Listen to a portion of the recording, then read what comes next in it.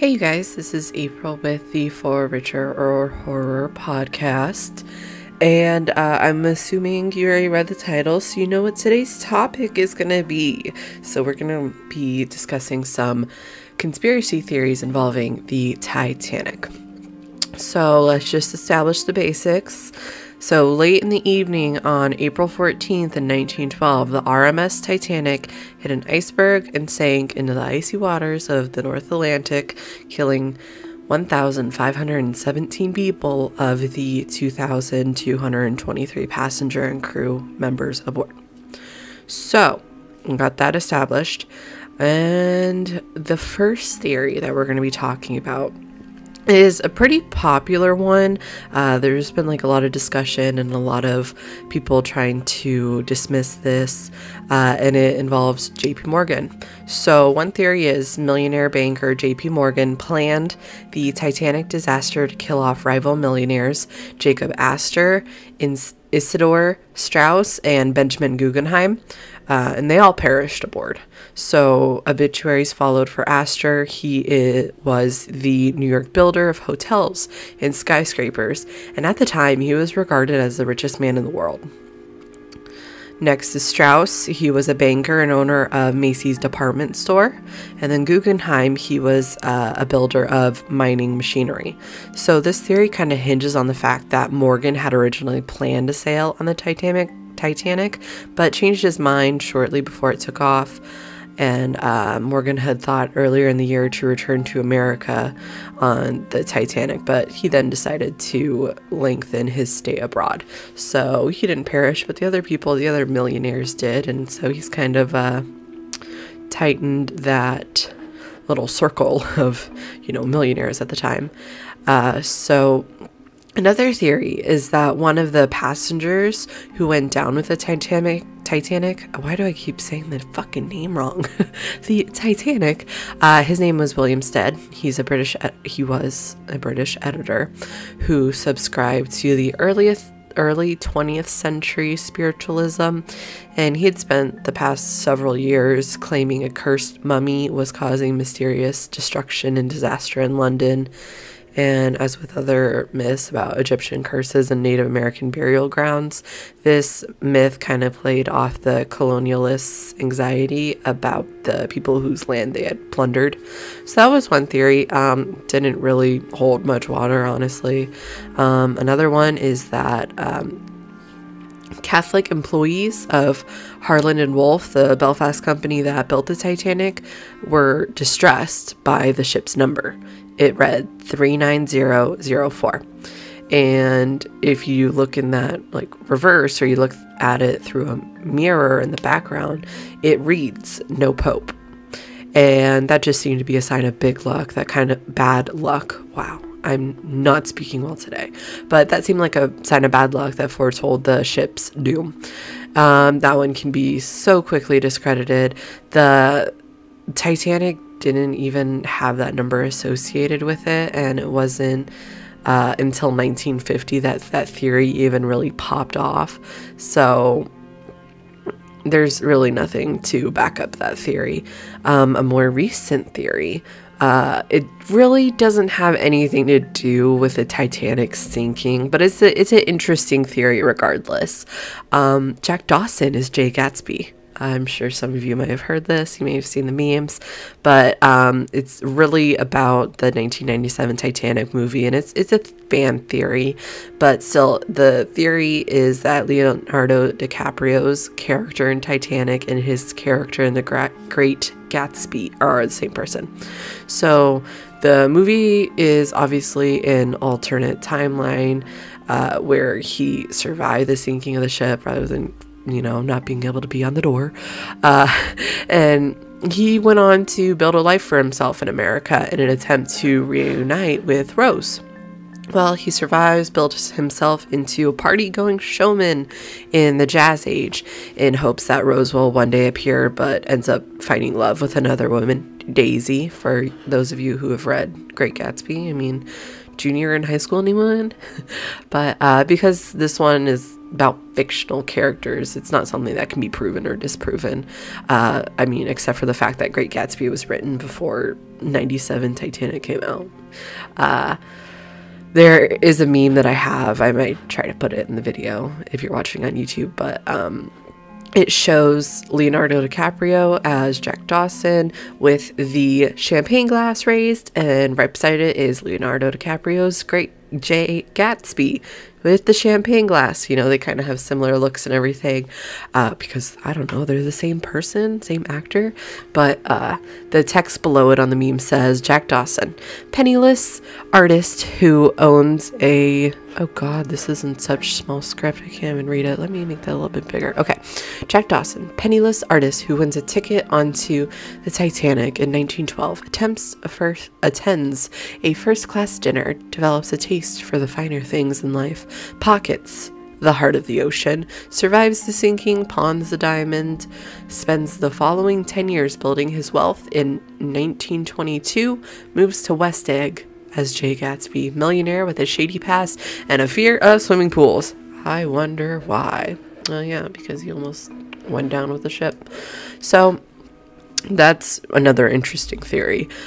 So we can pretty much establish that everyone seems to be on the same page with the fact that a ship really did sink in the icy water of the North Atlantic on April 15th, 1912, and approximately 1,500 passengers aboard the ship died.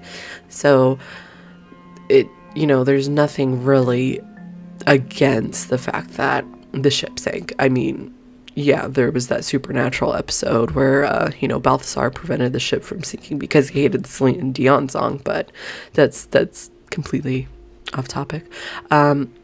But yeah, no one's trying to argue the fact that it sank.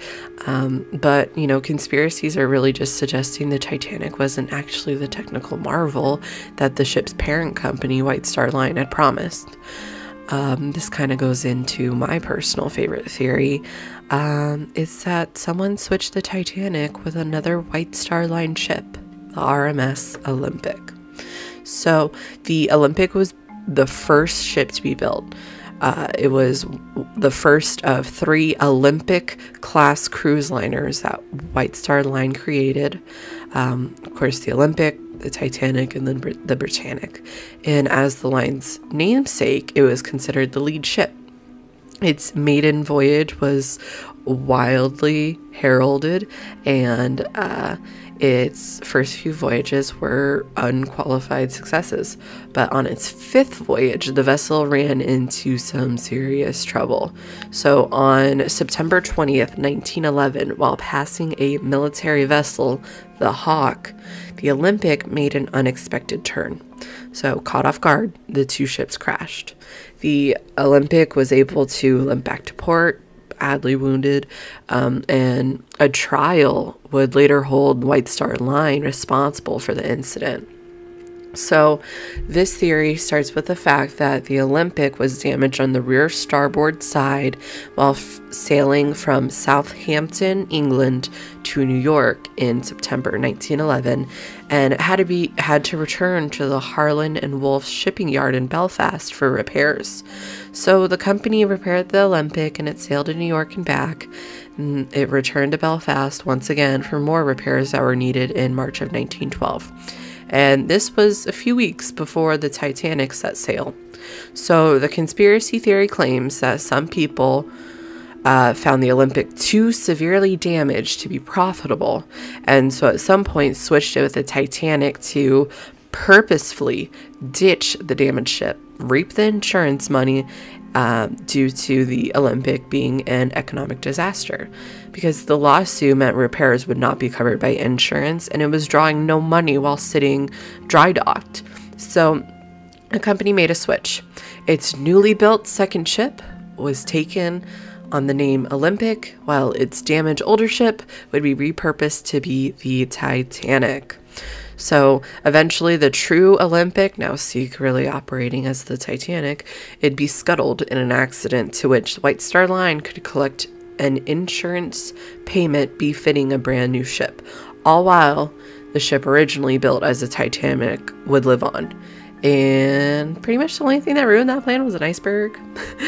It suggested that the ship's crew were supposed to sink the damaged Olympic during the voyage so that White Star Line would be able to collect the insurance money. Nobody was supposed to die as a result of the sinking. It was supposed to sink slowly enough that everyone could evacuate in time. And the actual Titanic is said to have sailed under the Olympic name until 1935 when it was retired. Something interesting that kind of came out of this, White Star Line had, the Olympic class of cruise liners. They were then acquired by a company called Cunard. And today, that is part of Carnival Cruise Line. So it didn't seem like the sinking of the Titanic really held back White Star Line if they're one of the biggest cruise lines in the world now. I mean, you see commercials for Carnival all the time, and it's like, well, they don't have really the best history. But let's talk about some evidence supporting the theory. So the Titanic's insurance was increased 5 days before the maiden voyage, which resulted in JP Morgan receiving $12.5 million in insurance payouts from Lloyd's Maritime Insurance. So today that's estimated over $160 million. And this more than recovered from the loss of the ship. Would have, had they just sold it or scrapped it, they would have been in a deficit. Now they have a surplus. So the Olympic, like the Titanic, was fitted originally with the same 14 porthole arrangement on the port side of her forecastle. I don't understand what any of this means, except for there was 14 portholes. But 2 additional portholes were later fitted, and that was in March of 1912. So Olympic has 14 portholes, Titanic has 16 portholes. That's what we can take from that. The names were engraved in the upper bow plates, and the letters were about 4 feet high. And upon examination of the wreckage during, I think it's James Cameron's expedition to explore the wreckage to prepare for the movie Titanic, you could see iron letters were riveted on the bow plate. So that was put on top of the engraving. So after all this time, it's been 109 years since the Titanic sank. Well, 109 years later, 2 of the letters have fallen off. So now you can see the engraving underneath. Where the 2 letters fell off, you can see the letters M and P.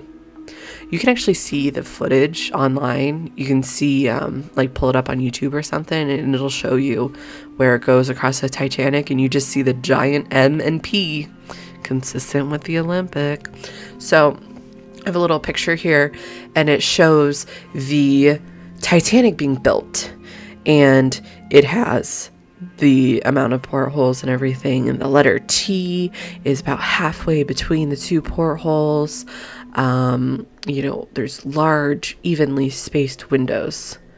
Well, the ship that actually sailed that day on April 10th looks a little bit different. It has unevenly spaced windows, different amount of portholes, and the letter T it's almost underneath the 3rd porthole instead of being halfway between the first 2. So those are some things that are a little inconsistent with what was presented as the Titanic was being built versus its maiden voyage. Further confirming the theory that the Olympic was the cover. But anyway, so some more interesting facts. The ship's lookouts, Frederick Fleet and Reginald Lee, didn't have access to binoculars during the journey and therefore couldn't see very far. They pretty much relied on their eyesight alone. And if it's dark out, you're not really going to be able to see very much. So the ship's 2nd officer was replaced at the last minute and forgot, I'm doing air quotes, forgot to hand off the key to the locker that housed the ship's binoculars. So that might have been a little bit of a sabotage that was going on. So there was also other issues. It was difficult to find workers to be part of the crew on the ship. So I don't know if, maybe they saw the Olympic and the Titanic being switched. Maybe they were kind of in the know. And of course, I don't want to work on it. They're going to wreck it. But also, the Titanic was not at full capacity by any means. It wasn't sold out. There could have been another 1,000 more passengers, which would have been even more tragic. But yeah, it wasn't sold out. So something else was that there was another ship, the RMS Californian, that was it was decently within proximity of the Titanic. They could see it. And that night, they didn't have the radio on, which is very unusual. For some reason, the captain said, turn off the radio for the night. And, they didn't hear any calls, obviously. When flares were being set off on the Titanic for, rescue, the captain of the Californian assumed, oh, those are fireworks. They're celebrating. No, it's a fucking flare because their ship's going down. But, by the time that the radio was turned back on and they received the SOS from the Titanic, it was pretty much too late for most passengers. Some people got on the lifeboats, some people perished, and the Californian was not really able to rescue because it had taken too long. The water was too cold. The ship sank too fast. So there is something called the Just Missed It Club. And it was formed after the sinking of the Titanic because there was a huge list of people who were supposed to be on the Titanic who, for some reason or another, weren't. So let's start from the top. Mr. J.P. Morgan, as we have previously discussed, he was supposed to be on the Titanic. It's like, oh, well, why would he be on the Titanic? I mean, obviously, yeah, he's a millionaire. He was in the area at the time. Yeah, that makes sense. Want to know what makes even more sense? He owned it. So Morgan had the International Mercantile Marine Company, which acquired White Star Line in 1902. So he owned White Star Line. He owned the Titanic. He owned the Olympic. So, why didn't he want to go on his own ship? Oh, he wanted to stay abroad. Did he really? Did he though? I mean, seriously, why aren't you wanting to go on the maiden voyage of your new ship? It's just, it doesn't make a whole lot of sense. But, had he gone on the ship, he would have gone down with the ship. Well, he would have been part of first class, so he probably would have gone on a lifeboat. He's a millionaire. So, JP Morgan just decided not to go. Some other people who decided not to go. Candy tycoon Milton Hershey.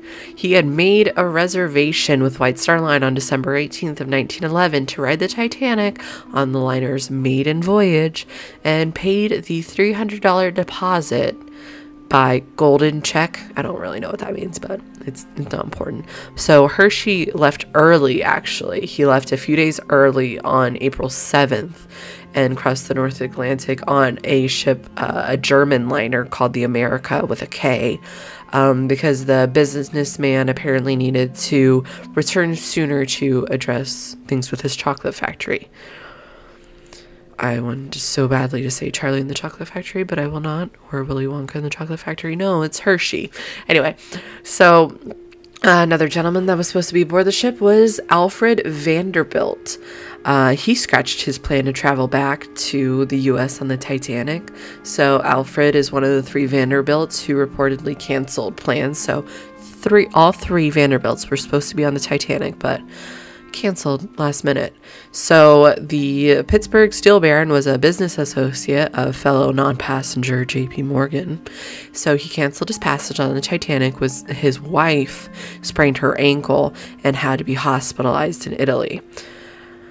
So tragically, he actually died 3 years later in sinking of another ship, the RMS Lusitania, which I believe was sunk during World War One. I think it was like a German U-boat took it down. I might be mistaken, but 3 years later, 1915, was World War One during that time? Okay, so if you ask me, World War II, 1939 to 1945. So easy for me to remember. I'm a history buff, I know that.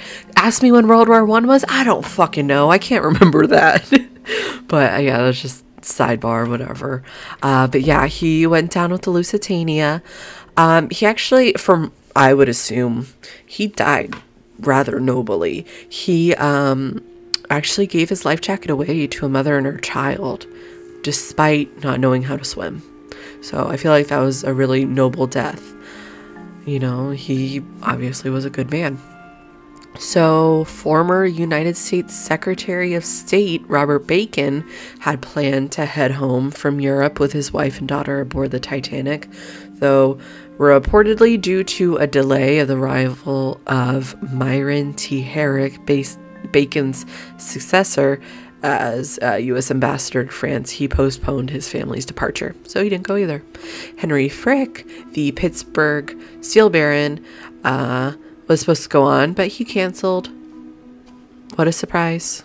All these people were supposed to go, but they canceled. Edgar Selwyn, I think it's pronounced, hell if I know, but he was a Broadway and Hollywood producer who founded Goldwyn Pictures in 1960, which eventually became part of MGM Studios. So it would have been MM Studios if Selwyn hadn't chosen to stay in England to review an early draft of a friend's novel. And due to that, he canceled his plans to go on the Titanic. This name I'm gonna butcher. I fucking know it. Guglielmo. Okay, so Marconi is his last name. We'll call him Marconi. The Italian inventor of the wireless telegraphy. Oh God, why do I write down words I don't know how to say? Telegraphy pioneer and winner of the 1909 Nobel Prize in Physics was offered free passage on the Titanic, but actually took the Lusitania 3 days earlier, that same ship that Vanderbilt went down on 3 years later, possibly be during World War One.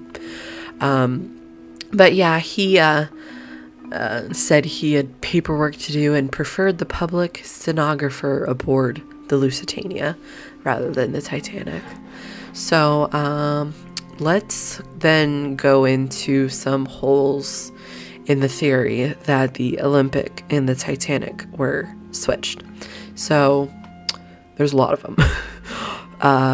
One of the biggest is that the Titanic's insurance wasn't enough to cover the loss of the Olympic. So I had stated that the insurance was increased 5 days before the maiden voyage up to $12.5 million.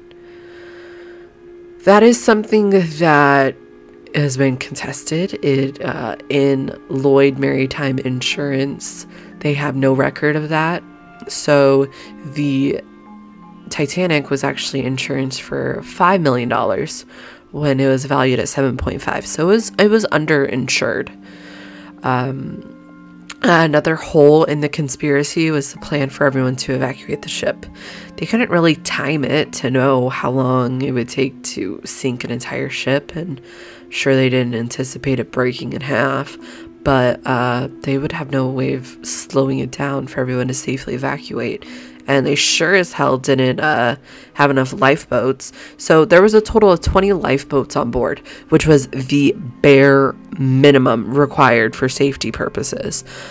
It could only accommodate 1,200 passengers. There was nearly double the amount of passengers on board. So even if the ship sank slower, how would everybody evacuate with the promise of another ship coming to their rescue? It didn't work out, you know. So secondly, the Titanic's construction number was 401, whereas the Olympics was 400. So when the wreckage belonging to the ship was pulled from the water, it properly was labeled 401. Though I read somewhere that we weren't able to actually discover the wreckage until 1985, which is pretty crazy. And then, I mean, apparently James Cameron jumped on that shit and was like, let me go look at it. Let me make this movie. So, yeah, that part wouldn't have been able to be proven, you know. It would have been able to be proven. I misspoke. It would have showed 401, which is associated with Titanic, rather than 400. God, I'm mixing myself up. It would have showed 401. No, it would have showed 400, which was the Olympic, and when it should have been 401, which was the Titanic. Okay, hopefully I didn't confuse all of you while I confused myself. Let's see here. The switch theory, it really rests on the alleged premise that the sinking was a deliberate act to recover insurance money, but it wouldn't have been enough to make up for the loss of the ship. So having that as really the entire basis of the theory doesn't make sense, but you never really know, you know. JP Morgan, being a millionaire, he ought to have done some corrupt shit. It could have just been like, oh, this is a way to get some money back. I don't know. But it wouldn't have landed them as much money as they had anticipated. So we're going to kind of wrap this up with some interesting facts. Well, facts that I found interesting, at least. So there was a book called Futility. It was a novella written by American author Morgan Robertson. It was published in 1989. So it's 14 years before the Titanic set sail. And it's centered around the sinking of a fictional ship called the Titan. According to Time magazine, there's an eerie number of similarities between the ship's sinking in Futility and Titanic in real life. So first, the ship's names were just 2 letters off: Titan, Titanic. They were also said to be almost the same size, and both sank in the month of April due to an iceberg. Lots of similarities there. Both ships had been described as unsinkable, and sadly, both had just over the legally required amount of lifeboats, which were nowhere near enough. But it's funny because the author was accused of being a psychic, and he was like, no, I have extensive knowledge. I know what I'm talking about. That was his response. I don't know, it could have been a little bit of a prophecy or something. I mean, names are super close. They both sank in April due to an iceberg. There was amount of lifeboats. That's just a little too eerie. So, let's go back to the topic of lifeboats. There was a lifeboat drill that was supposed to have taken place the day before the sinking, and it was canceled by the ship's captain. So, according to a crew member's testimony who survived the sinking, it was completely out of the ordinary for a Sunday to pass without a lifeboat drill. And April 14th, 1912 was the last Sunday the Titanic would ever see, and the day of the sinking. Technically, it sank on the 15th at 2 a.m., but you get the point. And it's really unclear why the drill never happened. 8 deaths in the construction of the Titanic reportedly made it a little bit difficult to find workers for completion of the ship, as well as crew for the maiden voyage. So I wonder if, there was the shortage of people just because they were unwilling to work on it, just because there had already been so many deaths. I wonder if corners had been cut, maybe it's oh, we don't have the people, we don't have the capacity. Well, tickets are already selling for the maiden voyage that's supposed to happen on April 14th. We'll just cut some corners, get this shit done. Could be. there was a man. This one I find really funny. It could be tragic, but it's pretty funny. So there was a man who actually survived a lot longer than a lot of other people in the water, simply due to the fact that he'd been drinking whiskey all day long. So his internal body temperature was higher and able to withstand the cold longer. It wasn't said if he was rescued on the Californian or another ship or anything, so he might have actually perished, but he lasted a little longer because he was drunk. So the movie Titanic ended up costing more to produce than it cost to build the Titanic, which was the largest and most luxurious ship at the time, even when adjusted for inflation. So the Titanic, the ship, was estimated to have cost $7.5 million in 1912, which, according to the U.S. Department of Labor's inflation calculator, would be about $190 million today. Or rather, it'd be $190 million in 1997 when the movie came out. So the blockbuster's budget was $200 million. It's actually $10 million more to make the movie than it was to make the ship. And my final fact, the whole wreck could be gone by 2030 due to bacteria eating it away.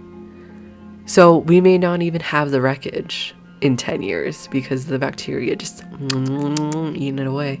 Isn't that crazy? Like, for such a huge disaster, for so many people to perish, and it's like that can pretty much be wiped away from history because, oh, it's no longer down there. I don't know, that boggled my mind. I wonder if it boggled yours. But anywho, that was our discussion on conspiracy theories involving the RMS Titanic. I wonder, did anything spark your interest? Is there any theories you might have? Did it get you thinking, at least? Well, that's gonna wrap it up. Subscribe and follow if you want to hear more of my annoying ass voice talking about conspiracy theories, true crime, and horror stories. And yeah, bye.